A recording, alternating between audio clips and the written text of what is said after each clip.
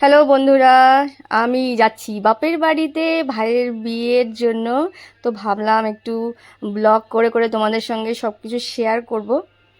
দেখো আমাদের এখানে দিল্লিতে কত ঠান্ডা পড়েছে, আমরা টুপি জ্যাকেট সব পরে বসে আছি।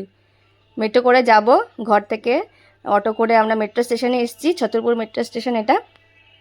তারপরে মেট্রো করে আমরা এই যে নিউ দিল্লি স্টেশনে এসেছি, এই যে দুরন্ত এক্সপ্রেস করেছিলাম।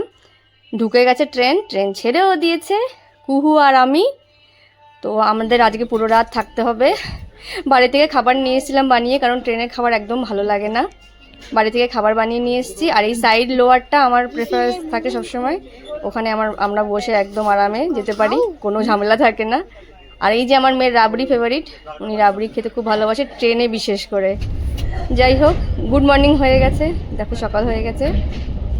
সকালবেলায় আমরা প্রায় ধানবাদের কাছাকাছি চলে এসেছিলাম। ট্রেনটা 2 ঘন্টা লেট ছিল আমাদের। কুহু ঘুমাচ্ছিল, আমি উঠে গেছিলাম, কারণ ট্রেনে আমার একদমই ঘুম হয় না।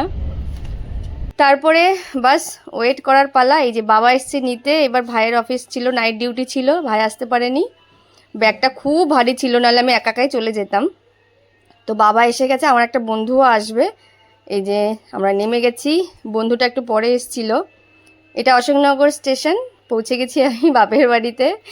বাপের বাড়ি আসার মজাই আলাদা। তো এরকম করে ছোট ছোট ব্লগ তোমাদের সঙ্গে শেয়ার করতে থাকবো।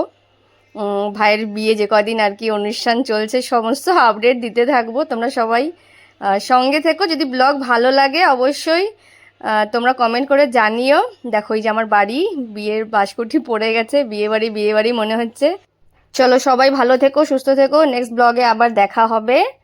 টাটা।